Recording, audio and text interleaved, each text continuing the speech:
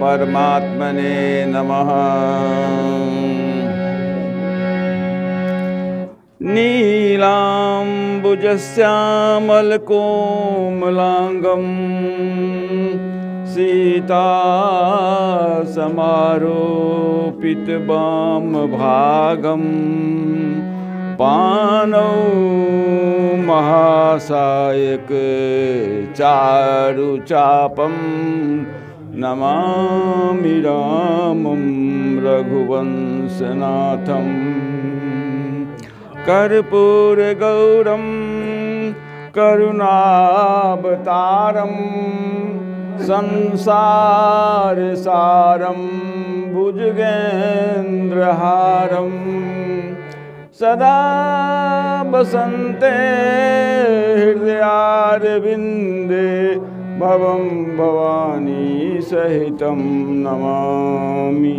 बोलिए प्रेम से सियावर रामचंद्र जी की जय। आज की गोष्ठी की जय, संत समाज की जय, गोष्ठी कराने वाले की जय, सभी गुरु गोविंदों की जय। जय जय सीताराम।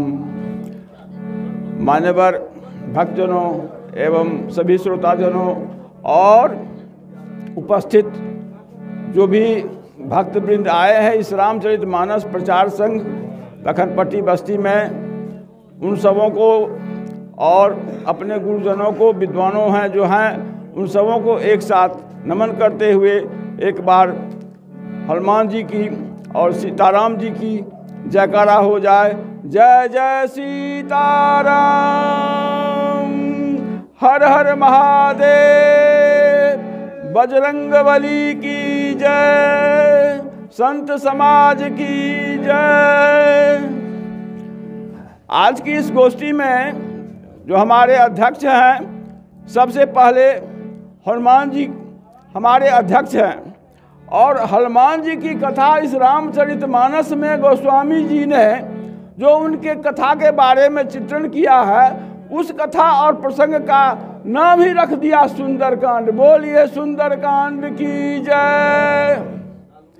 तो सुंदरकांड क्यों नाम रखे, जरा सावधान होकर सुनिए। नाम किसी का जो होता है उसके गुण के आधार पर सुंदरकांड इसलिए गोस्वामी जी ने यहाँ से कथा जब प्रारंभ होती है, जब सीता जी का अन्वेषण के लिए हनुमान जी चल दिए हैं, उसके बाद वहाँ से लेकर के और विभीषण जी की मैत्री होने तक और सेतु बांध बढ़ाने तक की जो कथा है, यही सुंदरकांड के अंतर्गत में 60 दोहे में है। तो भाइयों, सुंदर इसलिए है कि देखिए, रंग भले ही किसी का श्यामला हो, लेकिन उसके नयन, रूप, गुण और उसका स्वभाव अगर अच्छा होता है तो गोरे और काले होने से नहीं होता। हमारे राम जी श्याम रंग है, लेकिन इतने सुंदर है नील सरूर श्याम तरुण अरुण बारिज नयन। नीले रंग के हैं, नील सरूर श्याम तरुण अरुण बारिज नयन, करऊं सो मम उर्धाम। ऐसे लगते हैं जो वो चित्त चोर हैं, चित्त को चुरा लेते हैं। इसीलिए सुंदरकांड जो है यह क्या है, चित्त चोर है। 7 कांड में से सुंदरकांड चित्त को चुराने वाली है, और इसके अंदर जो कथा है वो भी बहुत मार्मिक है और बहुत ज्ञानप्रद है। और हमारे जीवन में हनुमान जी की कृपा हो जाए, इससे बढ़कर के सुंदरकांड का पाठ का बहुत महत्व है। आपके जितने भी मनोकामना है वह सुंदरकांड के पाठ से सभी प्राप्त हो जाते हैं। तो आइए उसी सुंदरकांड के अंतर्गत में आज देखिए सुंदरकांड की कथा में से कहता हूं कि भगवान क्या करते हैं। देखिए भगवान के भक्त 2 तरह के हैं। एक है गुप्त भगत। गुप्त भगत कौन है? यहां बहुत सारे यहां गुप्त भगत हैं और कुछ प्रगट भगत हैं। हम लोग अब प्रगट हो गए हैं। देखते हैं सिर पर लगा हुआ है इधर और उधर चंदन, बीच में लाल, ये प्रगट हो गया। कंठी माला लगाए हुए हैं, राम नाम वाला या झोरा रखे हुए हैं सीताराम। तो हम लोग प्रगट भगत हैं। और गुप्त प्रगट कौन है? देखिए गुप्त प्रगट कुछ नहीं लगाते हैं, वो मन के अंदर में भगवान को भजन करते हैं। न तिलक लगाते हैं, न चंदन लगाते हैं, न कंठी लगाते हैं, न गेरुआ वस्त्र पहनते हैं। वो छुपे रुस्तम होते हैं। बोलिए सियावर रामचंद्र जी की जय। तो यही हाल हुई थी। विभीषण जी गुप्त भगत थे, क्योंकि रावण से उन्हें डर था। रावण विष्णु के विरोधी और भाई विष्णु के भक्त। तो वो छुप करके अपने घर में भजन करते थे, चोरी चोरी भजन करते थे, चोरी चोरी।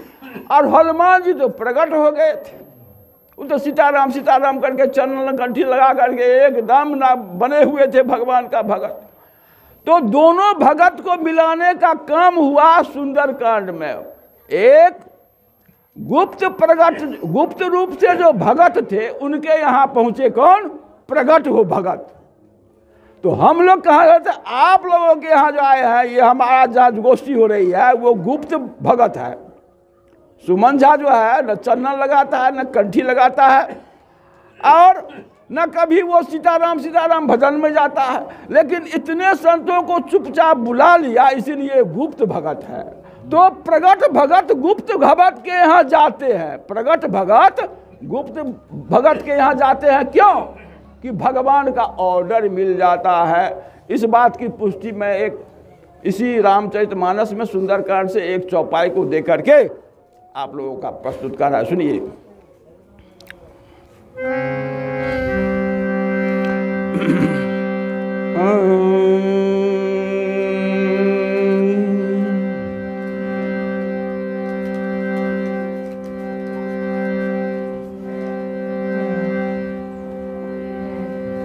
हनुमान जी सीता जी की खोज करते करते पूरे लंका में उन्होंने चक्कर लगा लिया। रावण के भी महल में खोज की।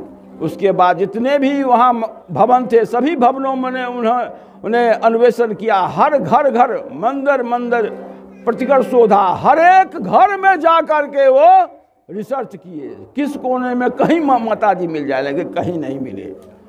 तब वो हरि मंदिर एक अलग घर बना हुआ था, भिन्न बनावा। एक मकान देखे जो कुछ और मकान से कुछ भिन्न मकान है, उसके वहाँ पहुँचे वो। तो देखे यहाँ पर तो बहुत तुलसी का गाछ है, और मंदिर के ऊपर में एक चंदन भगवान का चिन्ह लगा हुआ है।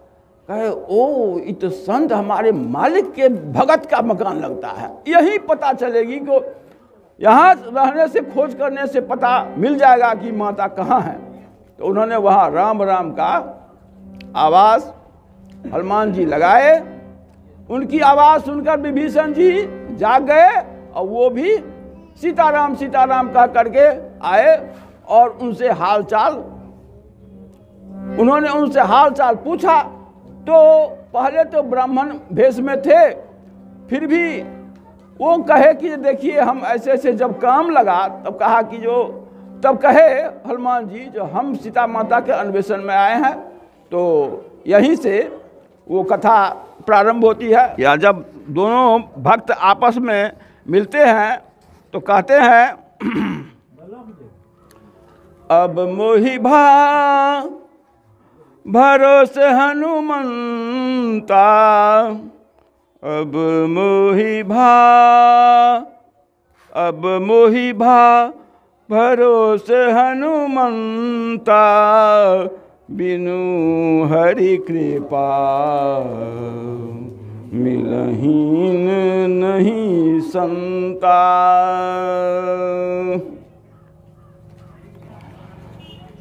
जो रघुवीर अनुग्रह कीन्हा, जो रघुवीर अनुग्रह कीन्हा, बिनु हरि कृपा मिलही नहीं संता। जो रघुवीर अनुग्रह कीन्हा, तो तुम मोहि दरसु हठ दीन्हा। अरे भगवान की कृपा होने पर ही, जब तक हरि की कृपा नहीं होगी संत आपके आगे में उपस्थित नहीं होंगे, या आप संत के नजदीक नहीं जा सकते हैं, कभी नहीं। आप तभी उपस्थित होंगे जब हरि की कृपा होगी। इसीलिए कहते हैं आपने मुझसे भेंट करने की जबरदस्ती की है, मैंने आपके यहां नहीं गया। इसका मतलब है कि प्रभु को अब मुझे विश्वास हो गया, मुझे ये यकीन हो गया, अब मुझे भगवान पर पूरा पूरा विश्वास हो गया है कि जो आदमी घर पर भी रह करके भगवान का भजन करेंगे तो भगवान अपने दूत को हमारे यहाँ भेज देंगे। यह सत्य है। लेकिन जो गृहस्थी करते हैं, जो घर में भजन करते हैं, सो ना बाबा, और जो घर में नहीं करते हैं उन्हें गृह कार्य नाना जंजाला, वो दिन में उठते हैं शाम तक, उन्हें घर के काज से फुर्सत नहीं मिलती। तो इसीलिए उन्हें कहते हैं आप तीर्थ में जाइए, उनके लिए तीर्थ, वहां जाकर भगवान का भजन स्मरण करने का मौका मिलेगा और उस मौका का फायदा से आप जीवन को संवार सकते हैं। इसीलिए तीर्थ में जाइए, स्नान कीजिए, तप तप व्रत सभी भगवान के ओर ले जाने वाली जितने भी क्रियाएं हैं उन्हें अपने जीवन में अपनाइए। लेकिन संत दरस पातक टरई, इसलिए संत अगर मिल जाए तो उनकी अवहेलना कभी नहीं कीजिएगा। और भगवान के भेजे हुए भक्त हनुमान जी संत कैसे रूप में आए, विभीषण जी प्रसन्न होकर के उनसे मिलते हैं कि अब मुझे विश्वास हो गया कि भगवान की मैंने जितने सेवा की, जितनी अभी तक मैंने भजन किया, उसके फल में ही जबरन आप आकर के हमको दरस दिए हैं। जय हनुमान जी की जय। जय जय सीताराम, हर हर Mahadev. Very, very thanks for your watching, my dear friends, brothers and sisters. मेरे सभी दर्शक भाई बहनों को बहुत बहुत धन्यवाद। आप इस प्रोग्राम पर पुनः आएँ और इसे सब्सक्राइब करें और यह धार्मिक प्रोग्राम का आनंद लें। और मैं आशा करता हूँ कि आप ऐसा करेंगे कि आप एक लाइक और सब्सक्राइब जो भाई नहीं किए हैं वो अवश्य करेंगे। धन्यवाद। जय कृष्ण, जय भारत।